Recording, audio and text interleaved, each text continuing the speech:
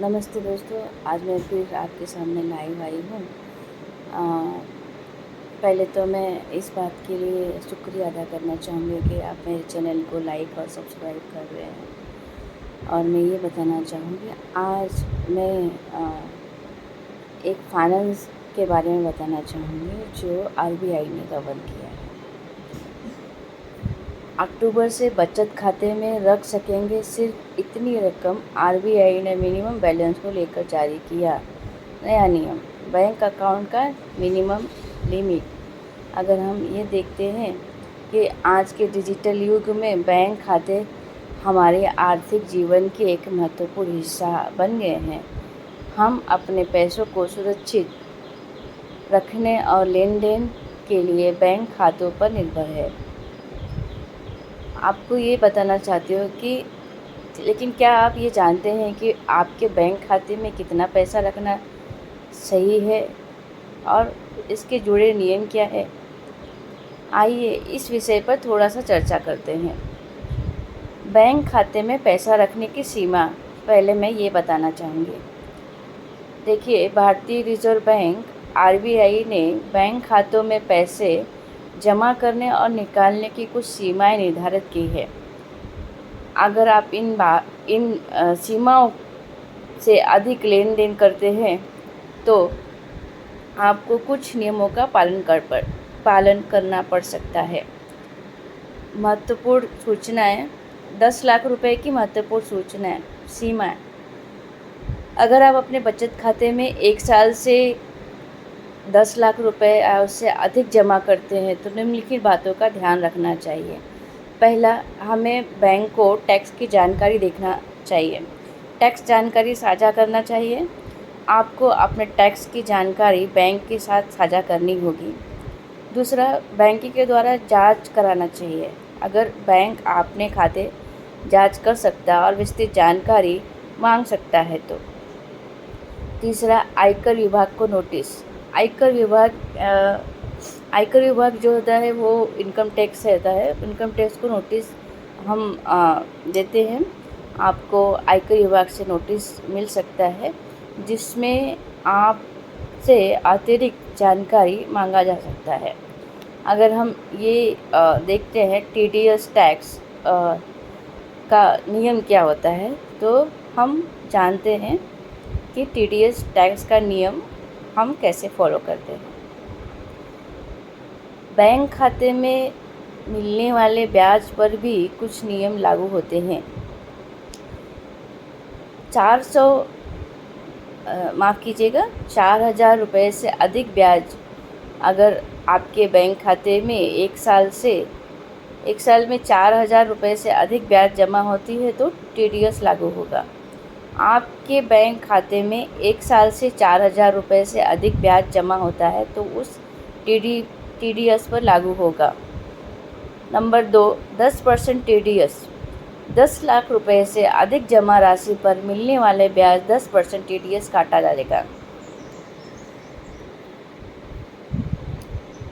अगर मैं आपको ये बताऊँ कि आरबीआई बैंक फाइनेंस रिलेटेड को कुछ बैंक ने सावधानियां और सुझाव दिया है जो निम्नलिखित प्रकार से है। पहला, हमें बैंकों का सावधानियां और सुझाव के लिए 4-5 तरीकों का पालन करना पड़ता है। पहला, हमें बैंकों का नियमित जांच करना पड़ता है। अपने बैंक खातों की नियमित रूप से जांच करें। नंबर 2, आय के हिसाब से रखें। आय क्या है? Income tax. आपकी इनकम कितनी है? अपनी आय और खर्च का हिसाब रखें, सही हिसाब रखें। टैक्स नियमों का पालन, समय पर अपना इनकम टैक्स रिटर्न फाइल भरें ताकि गवर्नमेंट को हेल्प हो। जानकारी अपडेट रखें। अगर आप बैंक और आयकर विभाग में जानकारी हमेशा अपडेट रखें ताकि आपको आने वाले दिनों में अच्छा बेनिफिट पा सके। अगर आपने बैंक खातों से जुड़े नियम आपकी वित्तीय सुरक्षा और देश की आर्थिक व्यवस्था को मजबूत बनाने के लिए बनाए गए हैं। इन नियमों का पालन करके आप न केवल कानूनी रूप से सुरक्षित रहेंगे बल्कि अपने वित्त का बेहतर प्रबंधन भी कर पाएंगे। याद रखें, पारदर्शिता और ईमानदारी हमेशा सबसे अच्छी नीति है। अपने बैंक खातों का उपयोग समझदारी से करें।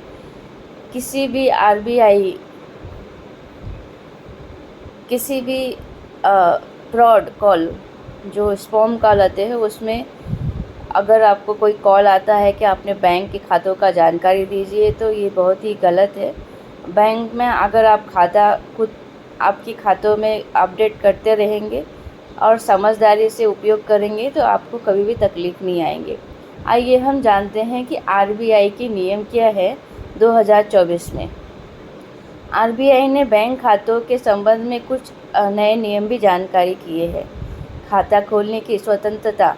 कोई भी व्यक्ति भारत में कितने भी बैंक खाते खोल सकता है, ये 2024 में नियम है।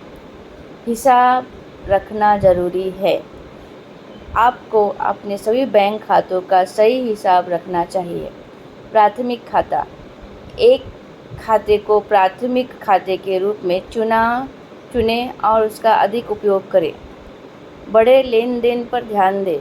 अगर आप अपने बैंक खाते में 1 लाख रुपए से अधिक का कोई लेन देन करते हैं तो इस पर विशेष ध्यान दीजिएगा। टैक्स देनदारी। ऐसे बड़े लेन देन पर आपको टैक्स देना पड़ सकता है। स्रोत का स्पष्टीकरण। आपको इस राशि के स्रोत के बारे में स्पष्टीकरण देना पड़ सकता है। वरिष्ठ नागरिकों के लिए विशेष नियम। जो वरिष्ठ नागरिक सीनियर सिटीजन हैं, उनके लिए कुछ अलग से नियम बनाए हैं 2024 में। पहला है कि 10 लाख रुपए तक की छूट। वरिष्ठ नागरिक अपने बैंक खाते में 10 लाख रुपए तक रख सकते हैं, जिस पर कोई भी अतिरिक्त जांच नहीं होगी।